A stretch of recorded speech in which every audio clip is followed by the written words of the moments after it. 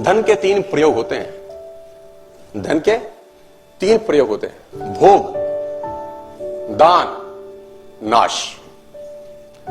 अगर भोग और दान नहीं हो रहा तो नाश ऑटोमेटिकली हो जाता है। अगर भोग और दान नहीं हो रहा तो नाश। मैं आपको कामयाब होने का सूत्र दे रहा हूं अभी, एक जिंदगी भर कामयाब होने का और जिंदगी भर कामयाब रहने का सूत्र। सुनना चाहते हो तो बोलो हां। सबसे आसान रास्ता आगे बढ़ने का, 5% 10% जो तुमको ठीक लगे, परसेंटेज तुम्हारे हाथ में है। भगवान को अपना पार्टनर बना लो। 5% और 10% percentage in your hands. Make a partnership with him. वो अगर पार्टनर हो, पार्टनरशिप कैसे चलेगी सिर्फ कल्पना करो। जितना पैसा कमाओ उसका कुछ भाग ये आपके ऊपर डिसाइड करता है। और पार्टनरशिप हमेशा तब करो जब अमाउंट स्मॉल है। आप कहते हैं ना अभी तो कुछ है ही नहीं, अभी क्या फायदा? अभी करने का फायदा है, क्योंकि अभी दिया जा सकता है। जब बड़ा होगा तो देने का मन नहीं करेगा। Always do a partnership when the amounts are small. आपने बोला 5% दूंगा, डन। 100 करोड़ आ जाएंगे तो 5% देना मुश्किल होगा। 100 रुपए होंगे तो 5 रुपए देना आसान। Make a partnership with him my dear friends. और कहते हैं दान अगर दाएं हाथ से दें तो बाएं हाथ को। और हमारे यहां तो उल्टा है। हमारे यहां तो पंखों पे लगा जाता है, फलां की याद में दान। वो आदमी मरने के बाद भी घूम ही रहा है चक्रघंटी की तरह। देखा होगा आपने, मेरी बात को अदरवाइज मत लियो, किसी ने किया हो तो ऐसे। मतलब बताने की क्या जरूरत है। और तो और मैंने शमशान घाट के बेंचों पे लिखा देखा है, फलां की याद में दिया गया। ये बताने की जरूरत होती है क्या? हाँ, जिसको पता चलना है ना उसको चल जाएगा, लिखने की जरूरत नहीं होती। जिसको पता चलना है उसको चल जाएगा, लिखने की जरूरत। 5% 10% चूज योर परसेंटेज टुडे और बी अ पार्टनर ऑफ जो भी पैसा है। और वो कहते हैं कि मैं करता हूं इसलिए बता रहा हूं। जब तक आदमी आचरण नहीं करता उच्चारण नहीं करना चाहिए। आचरण पहले उच्चारण है ना। पहले आ आता है फिर उ आता है। देखो वर्णमाला में भी पहले आएगा आ, फिर आएगा पहले आचरण फिर उच्चारण। उ से एक और चीज भी आती है। कुछ लोग उच्चारण पहले करते हैं, आचरण तो साला। 5% 10% choose your percentage today, become a partner. और दान दीजिए एक हाथ से कि दूसरे हाथ को भनक भी ना हो। मैं आपको बताना चाहूंगा, लेकिन लोग इतने निपट कंजूस हैं। मुल्ला नसरुद्दीन को एक रात कुछ लोगों ने घर दबोचा, पीछे पिस्टल लगा दी। मुल्ला नसरुद्दीन को एक रात कुछ लोगों ने घर दबोचा और पीछे पिस्टल लगा, जो है निकाल दे वरना जान से जाएगा। मुल्ला ने पीछे मुड़ के देखा, बोला थोड़ी देर सोचने दो।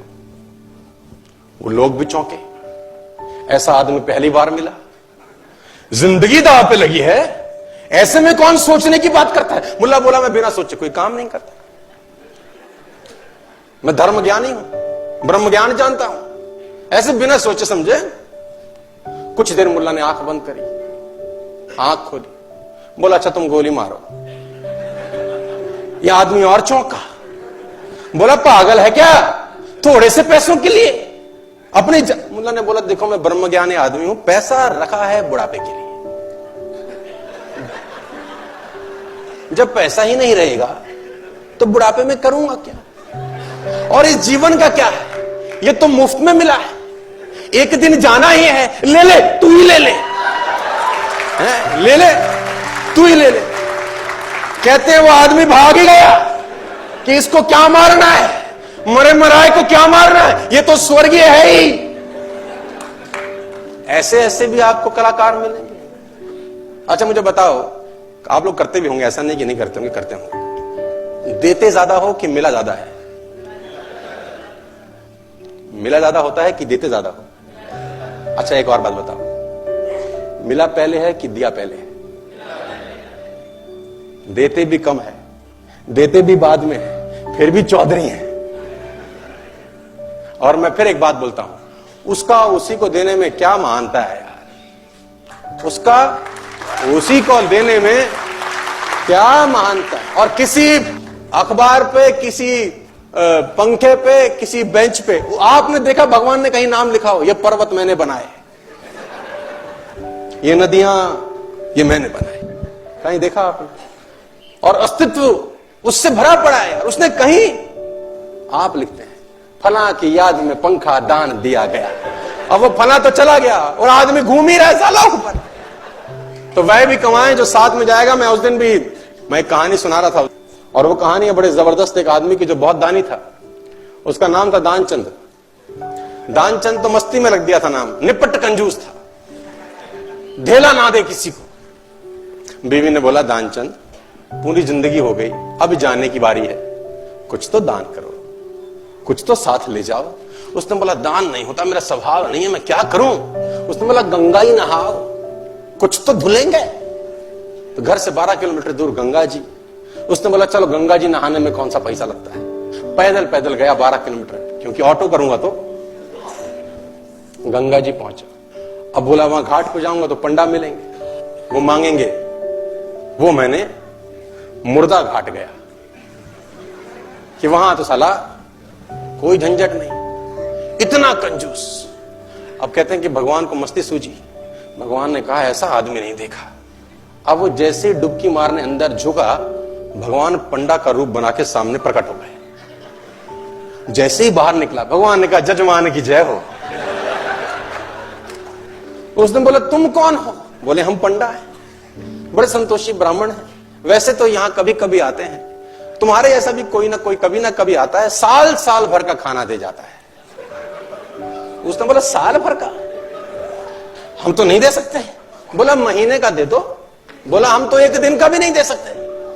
तो भगवान ने बोला कुछ तो देना पड़ेगा, पंडा बन के आए थे। बोले कुछ तो। उसने बोला चलो एक धेला देते हैं तुमको। उस जमाने में चलता था धेला। भगवान ने बोला चल तू धेला ही दे। बोला वो भी अभी नहीं है, उधार ले लो। भगवान ने बोला चल उधार ही टेक तो। उसने बोला उधार है फिर कभी देंगे। तो बोला ठीक है। गया वापस 12 किलोमीटर, थका हारा। 12 गया था, 12 आया, थका हाया आया, घर में आके सो गया।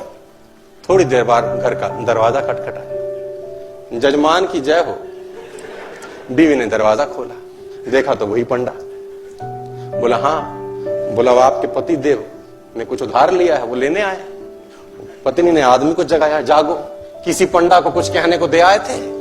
बोले हाँ। बोला आ गई हैं बाहर। बोले जाके कह दो कि उनका तबीयत खराब है। अब कंजूसी देखो। अब वो जाके बोली उनकी तबीयत बहुत खराब है। अब पंडा ने बोला वो हमारे जजमान है, जब तक तबीयत ठीक नहीं होती हम यहीं रहेंगे। तुम खाने वाने का सामान बना दो हमको, हमें कोई तकलीफ नहीं। वो तो बैठ ही गया चौकड़ी मार के। अब बीवी फिर अंदर गई, बोली वो तो बैठ ही गए हैं। उसने बोला जाके कह दो कि मर गए। अभी आई रोती रोती, तो गुजर गए, अभी मर गए, उनका तो अंतकाल हो गया। इसने बोला जजमान गुजर गए? बोला हाँ। बोला तुम कहां गांव में जाके अकेली औरत खबर करोगी, हम खुद ही खबर कर देते हैं। बाहर गए और जब तक तो वो रोती तब तक तो बताए सबको कि दानचंद गुजर गया। धीरे धीरे धीरे भीड़ इकट्ठी होनी शुरू हो गई। धीरे धीरे धीरे भीड़ इकट्ठी होगी, दानचंद के घर में इकट्ठे हो गए। अब दानचंद को बांध लिया, ले जाने की बारी। अब वो बीवी रोवे, ये मरे नहीं है। लोगों ने बोला ये तुम्हारा मोह है, ऐसा तुम्हारा मोह है, सबको होता है। और वो कम वक्त भी बंध गया, सांस रोके बैठा है। अब उसको ले जाने लगे, राम नाम सत्य है, और वो भी चल पड़ा। इतना निपट कंजूस, चिता पे रख दिया। भगवान ने बोला दुनिया हमसे हारती है, हम किससे हार रहे? भगवान ने बोला ये मर जाएगा साला, कुछ देगा नहीं। भगवान ने बोला हम जजमान के कान में कुछ कहना चाहते हैं। लोगों ने बोला कह दो महाराज, अब तो बस तैयारी है। भगवान ने उसके कान में बोला आया हूं बैकुंठ से, तुझ संग नाता जोड़। मैं बैकुंठ से आया हूं, तेरे संग नाता हमने जोड़ा है, हम भगवान है, आंखें खोल। इसको लगा अरे वाह वाह, तो खुद भगवान आ गए हैं। जैसी आंखें खोली, देखा सामने वही पंडा, फिर आंखें बंद कर ली। भगवान ने बोला भाई तू मांग ले, क्या मांगता है, तेरे से कुछ मांगने नहीं आए। इसने बोला हमको कुछ नहीं चाहिए, बस धेला छोड़ दो और जाओ। तो इतना कंजूस,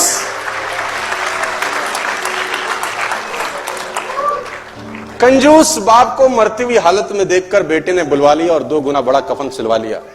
कंजूस बाप को मरती हुई हालत में देखकर बेटे ने बुलवा लिया और 2 गुना बड़ा कफन सिलवा लिया कि बाप ने जिंदगी बड़ा दर्द सहा, ना ठीक से पहना ना ठीक से खाया, अब कम से कम मन भर के उड़ा तो सकूंगा कफन। कहते हैं कान में पड़ते ही बेटे की बात बापूजी ने खोली धीरे से आंख, बोले बेटे ठीक नहीं है तेरी मर्जी, क्यों करता है फिजूल खर्ची। इस कफन के आधे कपड़े से मेरी लाश ढकना, आधा संभाल के रखना, कपड़ा है रखा रहेगा, खराब नहीं जाएगा, तू जब मरेगा तेरे काम आएगा। इतनी कंजूसी। Make a habit, 5% my defense, 10%, choose your number, become a partner to the universe. Nobody can stop you, my defense. दुनिया में कोई ताकत आपको आगे बढ़ने से नहीं रोक सकती।